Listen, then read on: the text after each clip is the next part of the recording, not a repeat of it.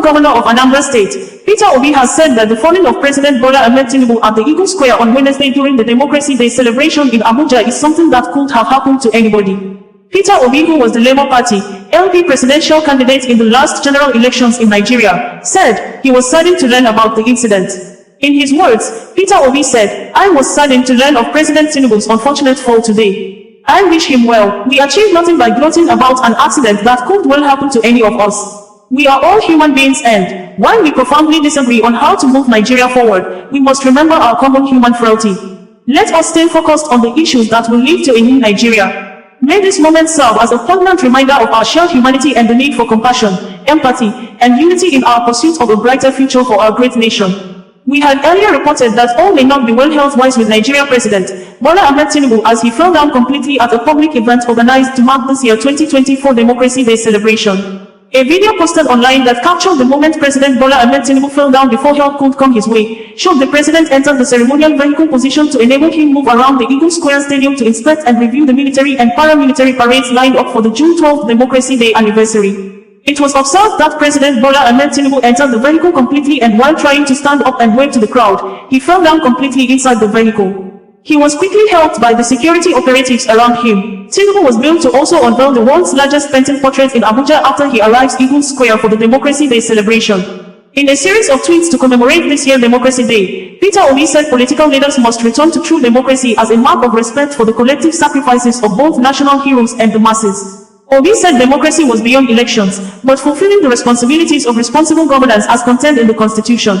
According to him, the creation of a true society for democracy to thrive is possible. As our dear nation marks Democracy Day today, commemorating 25 years of striving to be a democratic country, the fundamental question for all of us remains, are we truly democratic? As we build a new Nigeria, these tenets shall be the pillars of our true democracy. It is possible to further illustrate that we are not truly democratic and have only produced the vices enumerated above. We are now ranked as follows. In the measurement of democracy, we have a democracy index score of 4.23, which ranks us low on the Global Democracy Index. In the Corruption Perception Index, we are ranked 145th among the 180 countries measured, showing a high level of corruption in Nigeria.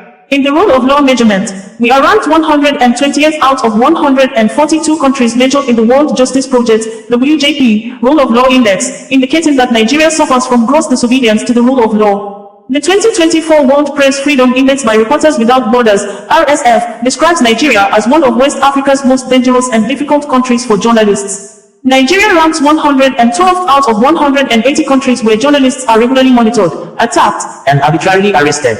We are ranked 109th out of 125 countries measured on the Global Hunger Index. Let us, therefore, use the commemoration of June 12th as an occasion to return to a truly democratic nation. We achieved that feat on June 12, 1993, by collectively voting for democracy in Nigeria. We must stand in defense of Nigeria's democracy today, Obi stated in quote.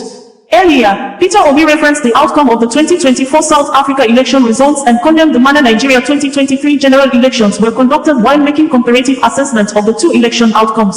In quote, he said, "The outcome of the recent South African election results remains a shining example of what a transparent and efficient democratic electoral process should look like. With about 60% voter turnout, over 90% of polling open on time, allowing diaspora voting, the results and updates were real-time without any form of technical glitches during the election. This demonstrated the robustness and transparency of their system. The seamless online dissemination of results further highlights their commitment to democratic principles and technological advancement. This is in stark contrast to the show of shame that the giant of Africa, Nigeria, gave the world in 2023. Nigeria's 2023, with less than 30% of the voter turnout and over 60% of the polling stations starting late, no diaspora voting, the elections were plagued by allegations of fraud and widespread irregularities, all forms of glitches, despite an enormous expenditure to the tune of about $1 billion, direct allocation of 313 billion naira and donor agencies supports. The process has been widely discredited. The differences between the two countries' electoral processes are both stark and lamentable.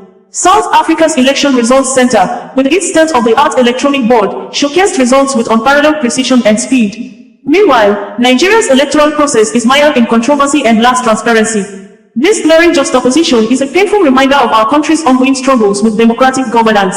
It underscores the urgent need for comprehensive electoral reforms to ensure that our elections are free, fair, and credible. We must learn from South Africa's example and strive to build a system that restores the people's faith in our democracy. The time for action is now, and we cannot afford to delay any longer in addressing these critical issues for a new Nigeria is possible. OsazuwaAkonedo, bringing you the news in a more digital way.